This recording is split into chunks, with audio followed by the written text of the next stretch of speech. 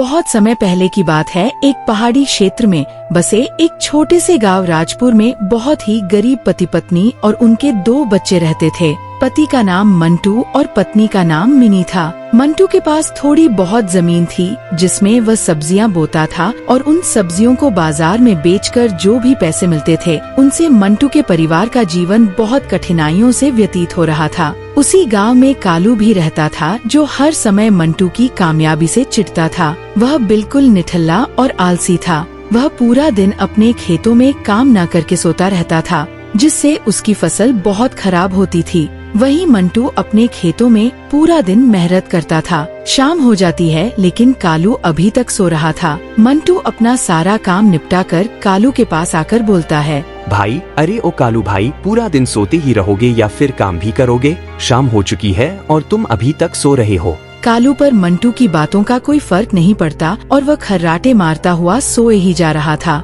अरे भाई, लगता है तुम नहीं सुधरने वाले। चलो ठीक है, मैं तो चलता हूँ, तुम आ जाना अपना काम निपटा कर। यह कहकर मंटू वहाँ से अपनी सब्जियों की टोकरी लेकर घर को आने लगता है। घर आकर मंटू अपनी पत्नी से कहता है, भाग्यवान, आज तो मैं बहुत थक गया हूँ और मुझे बहुत तेज भूख भी लग रही है। तुम जल्दी से खाना लगा दो, कल सुबह जल्दी ही मुझे बाजार में सब्जियाँ बेचने जाना है। ठीक है जी, पहले आप खाना खा लो, फिर मैं और बच्चे खा लेंगे। फिर मिनी मंटू को खाना परोस देती है और फिर सभी लोग खाना खाकर सो जाते हैं। सुबह होते ही मंटू अपनी पत्नी से बोलता है, मिनी, मैं जल्दी से बाजार जाकर यह सारी सब्जियां बेच आता हूँ। फिर बाजार से आकर मुझे खेत का काम भी निपटाना है। ठीक है, आप चले जाइए लेकिन समय से घर आ जाना। फिर मंटू सब्जियों की टोकरी लेकर बाजार की ओर चल देता है। उसी बाजार में कालू भी अपनी सब्जियां बेचता था लेकिन उससे कोई भी सब्जियां खरीदना पसंद नहीं करता था क्योंकि वह खराब सब्जियां उच्च दामों में बेचता था।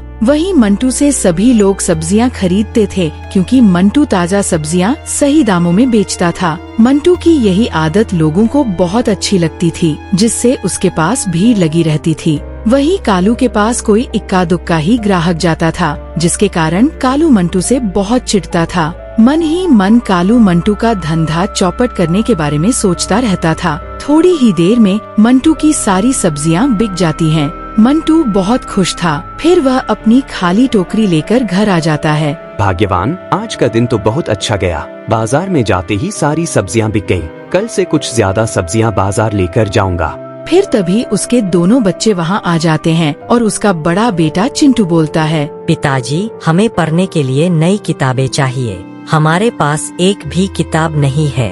अपने बेटे चिंटू की यह बात सुनकर मंटू सोच में पड़ जाता है और फिर बोलता है, बच्चों, तुम चिंता मत करो, मैं तुम्हारे लिए किताबें जरूर लेकर आऊंगा। फिर तुम अच्छे से पढ़ाई करना और अच्छे अंक प्राप्त करके दिखाना। पिताजी, आप बहुत अच्छे हो। आप देखना, हम इस बार क्लास में अच्छे अंकों से पास होकर दिखाएंगे। ठीक है बच्चों, अभी तुम जाकर अपने दोस्तों की किताबों से ही पढ़ाई कर लो। कुछ दिन बाद तुम्हारे पिताजी तुम्हें नई किताब लाकर दे देंगे, फिर तुम उनसे ही पढ़ाई कर लेना। ठीक है माँ, अभी हम अपने दोस्तों की किताबों से ही पढ़ लेते हैं। यह कहकर दोनों बच्चे वहाँ से चले जाते हैं। भाग्यवान, देखो ना, हमारे दोनों बच्चे कितने समझदार हैं और किसी चीज के लिए जिद भी नहीं करते। हाँ, और एक बार समझाने पर समझ भी जाते हैं। मैं तो कहती हूँ भगवान सभी को ऐसे बच्चे दे। ठीक है भाग्यवान, अब मैं चलता हूँ खेत पर, बहुत काम है। मंटू खेत पर जाकर देखता है कि उसकी पूरी फसल हरियाली से चमक रही थी। मंटू मन ही मन बहुत खुश होता है। वहीं दूसरी तरफ कालू की फसल बिल्कुल खत्म ही हो गई थी और कालू अभी भी अपने घर आराम से खर्राटे मारते हुए सो रहा होता है। जी उठिए, आप अभी तक सो रहे हैं। कालू अपनी पत्नी बिजली की तेज आवाज सुनकर उठ जाता है। क्या हुआ भाग्यवान, क्यों चिल्ला रही हो? एक तो दिन भर काम नहीं करते और ऊपर से पूरा दिन आराम करते रहते हो। खेत पर जाकर देखो, उस मंटू का खेत सोने से लहरा रहा है और तुम्हारा खेत बिल्कुल बंजर हो चुका है। मुझे लगता है वह दिन ज्यादा दूर नहीं जब मंटू तुमसे ज्यादा अमीर हो जाएगा और तुम सड़क पर आ जाओगे। नहीं भाग्यवान, ऐसा कभी नहीं होगा। मेरे रहते यह मंटू कभी अमीर नहीं हो सकता। मैं इसकी फसल बर्बाद कर दूंगा लेकिन इसे कभी अमीर नहीं होने दूंगा। शाम हो जाती है और मंटू अपने खेतों से आने लगता है। मंटू आज अपनी हरी भरी फसल देखकर बहुत खुश था। घर आकर मंटू खुशी से अपनी पत्नी से कहता है, भाग्यवान, आज मैं बहुत खुश हूँ। हमारी फसल बहुत अच्छी हुई है। पूरा खेत हरा भरा खड़ा है। मुझे लगता है इस बार हमारा ठंड का मौसम अच्छे से बीत जाएगा। कल सुबह मैं जल्दी जाकर खेत से सारी सब्जियां काट कर लाऊंगा और उन्हें बाजार में बेच दूंगा, जिससे हमें थोड़ी अच्छी रकम मिल जाएगी। है, अभी आप जल्दी से खाना खा लीजिए। मैंने आपकी फेवरेट सब्जी, रोटी और कुछ पकौड़ियाँ भी बनाई हैं। फिर मिनी मंटू को खाना परोसती है। अरे भाग्यवान, ये पकौड़ियाँ तुमने बनाई हैं? हाँ, क्यों, क्या हुआ? आपको अच्छी नहीं लगी? क्या नहीं भाग्यवान, पकौड़ियाँ तो बहुत अच्छी और स्वादिष्ट बनी हैं। जी कर रहा है खाते ही रहूं। अगर आपको अच्छी लग रही है तो और ले लो। मैंने और भी पकौड़ियाँ बनाई हैं। नहीं भाग्यवान, बस यही काफी है। बाकी सुबह खेत को जाते समय खा लूंगा। फिर सभी खाना खाकर सो जाते हैं। फिर अचानक सुबह के 4 बजे आसमान में बहुत तेज बिजली कड़कने लगती है और थोड़ी ही देर में बहुत तेज बारिश भी शुरू हो जाती है। बिजली की कड़कड़ सुनकर मंटू की आँख खुल जाती है। फिर वह अपनी पत्नी को उठाता है। ए जी, क्या हुआ? आप इतनी रात को क्यों उठ गए? अरे भाग्यवान, देखो तो यह अचानक से इतनी तेज बारिश कहाँ से आ पड़ी। अगर यह इसी तरह 2-4 घंटे और पड़ती रही तो मेरी तो पूरी मेहनत पर पानी फिर जाएगा। मुझे तो बहुत डर लग रहा है। ए जी, तुम चिंता मत करो। बस भगवान से प्रार्थना करो कि हमारी फसल बच जाए। बारिश की रफ्तार और बढ़ती ही जा रही थी। आसमान में जोर जोर से बिजली कड़क रही थी और बारिश रुकने का नाम ही नहीं ले रही थी। उधर कालू बारिश को देखता हुआ बहुत खुश हो रहा था। अरे आप इंसान हो या शैतान, इधर बारिश से हमारी फसल बर्बाद हो चुकी होगी और आप अपनी ही फसल बर्बाद होने पर खुश हो रहे हो। अरे भाग्यवान, मैं खुश इसलिए हूँ क्योंकि मैंने तो अपनी फसल में इतनी मेहनत भी नहीं की थी। हमारी फसल तो वैसे ही बर्बाद थी। अब इस बारिश से क्या फर्क पड़ेगा? पर उस मंटू ने तो अपनी फसल में जान कर रखी थी और उसकी फसल भी बहुत अच्छी हुई थी। मगर अब उसका हाल क्या हुआ होगा, जरा यह तो सोचो। भाग्यवान, भगवान ने तो मेरा मंटू से बदला पूरा कर दिया। जब सुबह बारिश रुक जाती है। भाग्यवान, मैं जल्दी से जाकर खेत देख आता हूँ कि फसल ठीक खड़ी है या नहीं। पर कुछ खाकर तो चले जाइए। नहीं भाग्यवान, मैं खेत से आकर ही कुछ खाऊंगा। ये कहकर मंटू जल्दी से खेत की ओर निकल पड़ता है। जैसे ही वह अपने खेत पर पहुंचकर देखता है, उसके पूरे खेत में पानी ही पानी हो रहा था। उसकी सारी फसल बर्बाद हो चुकी थी। हे भगवान, ये किस जन्म का बदला लिया है तुमने मुझसे? हमारी सारी उम्मीद इस खेती पर ही टिकी थी, पर अब हमारा क्या होगा? मंटू दुखी होता हुआ ये सब बोल ही रहा था, तभी आसमान में बहुत तेज हवाएं चलने लगती हैं और बिजली के साथ बारिश भी शुरू हो जाती है। मंटू बेचारा दुखी मन से घर आ जाता है। मंटू की उदासी देखकर उसकी पत्नी बोलती है, ए जी, क्या हुआ? आप इतने उदास क्यों लग रहे हो? भाग्यवान, उदास मैं नहीं बल्कि ऊपर वाला हमसे है। हमारी सारी उम्मीद इस फसल पर ही थी, पर भगवान ने वो भी हमसे छीन ली। अब लगता है हम ठंड में गरीबी से ही मर जाएंगे। ए जी, मेरे पास एक आइडिया है। मैंने जो पकौड़ियाँ तुम्हें कल बनाकर खिलाई थी, तुम्हें वो बहुत अच्छी लगी थी। हो सकता है तुम्हारी तरह और लोगों को भी मेरे हाथ की बनी पकौड़ियाँ बहुत पसंद आ जाएं। अरे हाँ भाग्यवान, यह तो मैंने सोचा ही नहीं। ठंड में तो लोग पकौड़ियाँ बहुत शौक से खाएंगे, लेकिन भाग्यवान, पकौड़ियाँ बनाने के लिए हम पैसे कहाँ से लाएंगे? तुम चिंता मत करो, मैंने कुछ पैसे आवश्यकता के लिए बचा के रखे थे। अभी तो बाहर बहुत तेज बारिश हो रही है। तुम कल बाजार से पकौड़ियों का सामान ले आना। सुबह हो जाती है और मंटू बाजार से अपनी पत्नी को पकौड़ियाँ बनाने का सामान लाकर दे देता है। फिर उसकी पत्नी गर्मा गर्म पकौड़ियाँ बनाने लगती है। थोड़ी ही देर में सारी पकौड़ियाँ बन जाती हैं। फिर मिनी वो पकौड़ियाँ मंटू को गांव में बेचने के लिए दे देती है। मंटू पकौड़ियों की टोकरी सिर पर उठाकर गांव में बेचने के लिए निकल पड़ता है। पकौड़ियाँ ले लो पकौड़ियाँ। राजपुर के मंटू की गर्मा गर्म पकौड़ियाँ। जो भी एक बार खाएगा वो खाता ही रह जाएगा और जो नहीं खाएगा वो पछताएगा।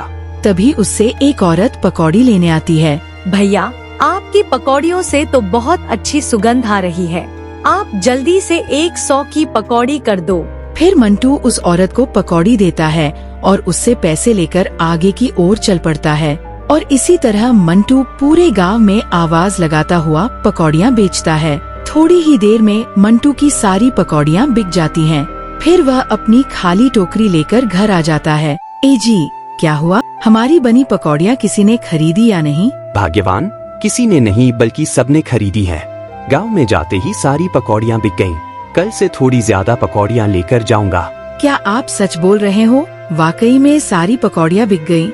अरे हाँ भाग्यवान, मैं सच ही बोल रहा हूँ। और यह देखो, कुछ पैसे मिले हैं आज की पकौड़ियों से। इन्हें संभाल के रख दो। ये पैसे बच्चों की किताबें और जरूरी आवश्यकताएं पूरी करने में काम आएंगे।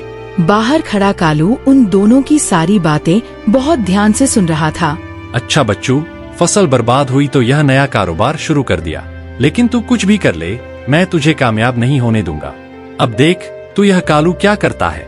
ऐसा बोलकर कालू वहाँ से चला जाता है। फिर मिनी पकौड़ियाँ बनाने लगती है और पकौड़ियाँ बन जाने के बाद पकौड़ियों की टोकरी रसोई में रखकर दोनों सो जाते हैं। थोड़ी देर बाद वहाँ पर कालू आता है और पकौड़ियों में जहर डालकर वहाँ से चला जाता है। अगली सुबह मंटू फिर से रोज की तरह अपनी पकौड़ियों की टोकरी लेकर निकलता है। पकौड़ियाँ ले लो, गर्मा गर्म पकौड़ियाँ।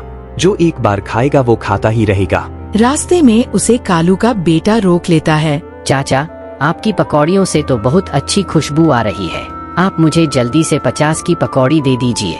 फिर मंटू उसे पकौड़ी दे देता है। जैसे ही वह पकौड़ी खाता है, थोड़ी देर बाद वह वहीं पर बेहोश हो जाता है। बेटा, क्या हुआ? तुम अचानक पकौड़ी खाते ही बेहोश कैसे हो गए? कहीं इन पकौड़ियों में ही तो कुछ गड़बड़ नहीं थी? मुझे तो बहुत डर लग रहा है। तभी वहाँ पर कालू भी आ जाता है और अपने बेटे को बेहोश देख उसके पैरों तले जमीन खिसक जाती है। उसकी चाल का पहला शिकार खुद उसका बेटा ही बन चुका था। वह अपने बेटे को इस हालत में देखकर कालू जोर जोर से रोने लगता है। कालू की आवाज सुनकर उसकी पत्नी बिजली और मंटू की पत्नी मिनी के साथ उसके दोनों बच्चे भी वहाँ पर आ जाते हैं। अरे आप क्यों रो रहे हो? और यह हमारे बेटे को क्या हो गया? यह ऐसे क्यों पड़ा है? रोता रोता कालू बोलता है, भाग्यवान, मुझसे बहुत बड़ी गलती हो गई। आज मेरे कारण ही मेरे बेटे की जान चली गई। मैंने लालच और ईर्ष्या में आकर मंटू के पकौड़ियों में जहर मिला दिया था, जिससे कोई भी इसकी पकौड़ियाँ खाता वह मर जाता और फिर सभी गांव वाले मिलकर इसे गांव से निकाल देते। लेकिन भगवान ने मेरे इस गलत कर्म का फल मुझे ही दे दिया। आज मेरे लालच और ईर्ष्या की वजह से मैंने अपना बेटा खो दिया। मंटू भाई, मुझे माफ कर दो। मुझे तुम्हारे साथ यह नहीं करना चाहिए था। भाई, तुमसे यह उम्मीद नहीं थी। मैं तो तुम्हें अपना भाई मानता था, मगर तुमने शायद मुझे अपना दुश्मन मान लिया था। आज तुम्हारी वजह से इस मासूम बच्चे की जान चली गई। कालू को उसके कर्मों का फल मिल चुका था। मंटू जहाँ पर एक टोकरी में पकौड़ियाँ बेचता था, अब उसने खुद का एक बड़ा सा ठेला खरीद लिया था और अब वो उसमें पकौड़ियों के साथ साथ समोसे भी बेचने लगा था। ठंड में मंटू की बिक्री 20 गुना बढ़ चुकी थी। अब उसे रोज की अच्छी खासी कमाई भी होने लगी थी। लोग मंटू के समोसे और पकौड़ियाँ लेने के लिए उसके ठेले के पास भीड़ लगाए खड़े रहते थे। अब मंटू का जीवन पहले से ज्यादा सुधर चुका था। फिर मंटू और उसका परिवार खुशी खुशी जीवन यापन करने लगते हैं। दोस्तों, हमें इस कहानी से ये सीख मिलती है कि जीवन में कितनी भी बड़ी से बड़ी कठिनाइयाँ आ जाएं, लेकिन हमें हार नहीं माननी चाहिए और डटकर मुसीबत का सामना करना चाहिए, चाहे वह मुसीबत कितनी भी बड़ी हो। और कभी भी किसी का बुरा नहीं सोचना चाहिए। कर बुरा तो हो बुरा,